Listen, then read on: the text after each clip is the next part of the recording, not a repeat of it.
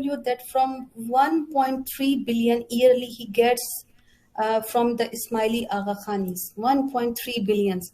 And from that, like what he does, from barely a little amount of the money he puts in some hospitals, then in some universities, some colleges, for schools, to show them that I am making something for you people. But even those places, even those institutes are not for free. If you search Aga Khan Hospital, that is the most expensive medical facility provided by anyone. Aga Khan builds this hospital in the name of charity. Even Pakistani government put a case on Aga Khan that you bought that land from us in the name of charitable organization. But after finishing, you are now doing the business over there. So they call him there. But that case was, I don't know, there's no afterward. It's not public, right. Nothing happened. So 1.3 billion from the Ismailis and hardly little charitable work, and which is again benefit Aga Khan in the terms of business. He is doing business from all of those hospitals. Aga Khan education system is the most expensive one. None of the poor Ismaili is going to study there, because it is more than 100 lakh from Pakistani rupees. So I think that's like 100 lakh is probably something like $20,000, I think, or something like this. Yes, my brother. And yeah. Let me tell you where he spends all this money. Where he spends. Now, if he is not spending on Ismaili people, and again, whatever he is building, again, he is doing the business there.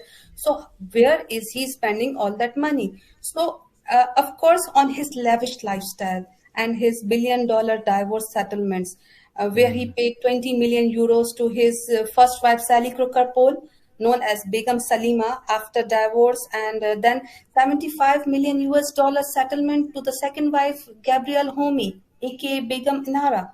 So not only he wastes the hard-earned money of his blind followers on his own divorces, even his son Hussain Aga Khan divorces at the time of his divorce with Khalia. She was a supermodel. She received a $2.2 million Manhattan apartment from the Aga Khans. So there are so many failed ventures. Aga Khan lost billions due to his incapabilities. Siga Hotels, Air Italy, Smartcom. There are many on the list, but I don't want to go. I'm looking at the list here, and that's almost that is over $1 billion of lost money. Of course. Wow. He lost jewels, he lost cases, then different. Even now, recently, Ugandan government also claimed some corruption charges on Aga Khan. So let's see what happens. Yeah.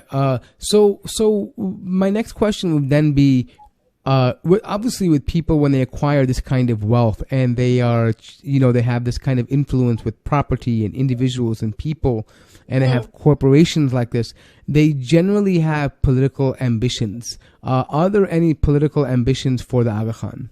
Too much, my brother. Aga Khanis will be found running for the offices in many of these Western countries. A good example is that Canada, in which many Ismailis have taken up high places in the offices, and they often present themselves to public as Muslims, and they try to show them, quote unquote, true image of Islam. And the Aga Khan also seems to have political ambitions. The previous Aga Khan was the president of the Muslim League, and then he wanted a part of Pakistan for himself to establish an Aga Khani state, but he was never allowed to do that. And today, the Aga Khan has the relationship with the France, Macron, and Israel's Netanyahu, very close relationship with Bashar al-Assad, Modi, Putin, and he was involved in political scandals with Justin Trudeau and financial corruption with Nicolas Sarkozy. So the Ismailis of Syria, numbering about 200,000, are predominantly Missouri's. This group gained prominence during the Crusades, when a mystical society of Missouri's assassins, they called themselves assassins, fought against Alauddin Ayyubi. And the previous Aga Khan III also wrote the letter to Caliph of Ottoman Empire in support of establishment of the Israeli state. That is the worst one. So it's interesting you mentioned the Hashashin, or the assassins. They actually the group exists today among the Ismailis, but not in a violent form. They're called the Fida'is, right? But they don't do violence anymore, but they plan political maneuvers for the Aga Khan, right? Essentially, they're not really, assassins anymore, but I think, Majlis al-Fida'i, like they have like this, it's like a coordination thing they have, right? Brother, the word Fidai means that he is going to do anything which Aga Khan will say. So in future, if Aga Khan asks them to kill anyone, won't they do it? Of course they will do it. Because they think he's a god. Why wouldn't they do it? Of course, and that Fidai Masjid is so secretive and so expensive that not all the Ismailis can go inside it. And few of them, which are the prominent ones, which are the richest ones, they signed this bayah to their imam that whatever you are going to ask us, we are going to do. So even there are so many Fidain. Like latest one was this guy named Kabiruddin. Let me bring his name. And he was caught on the border of Canada while he was money laundering for Aga Khan. Yes, my brother. And I think the Aga Khan had to end up leaving that money, losing it because they couldn't file, because they couldn't recuperate that. But he got caught smuggling money in from the U.S. to Canada. It's very interesting. I knew about this not because I read too deep, but there's actually a murtad. I don't know if he was ever Muslim, but he left Ага-хани즘. His name is I don't want to mention his name right now, but he has a YouTube channel. But he was part of actually this Majlis al-Fida'i, whatever, and he was actually talking about how you have to be involved with it, how you get involved with it, how much you have to pay to be involved with it. Even you can have dead members. If you're willing to make a pledge, a donation, you can make dead people part of this Fida'i, or like this Majlis. And so essentially it's all really based on money. But I think it's going to lead, and this will kind of be our winding down as well too, but I want to speak about this because this is where I want you to kind of close off to.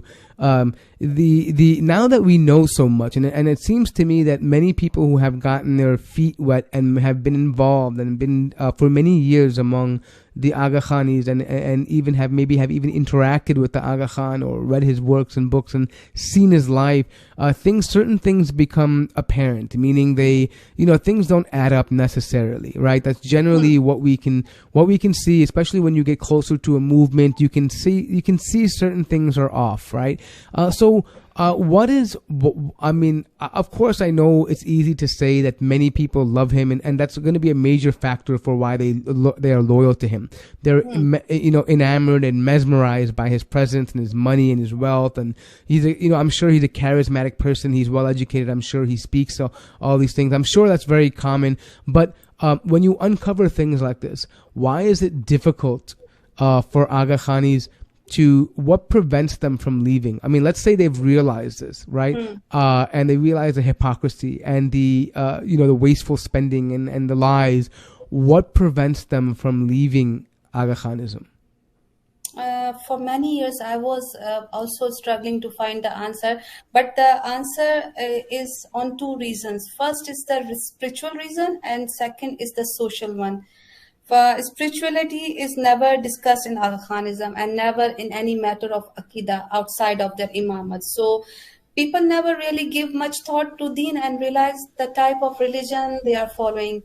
And when they ask questions, there is no proper channel to address them, and they just give whatever answer they will think satisfy the questioner. Often people are extremely inquisitive, become dissatisfied with the answers, and they end up leaving.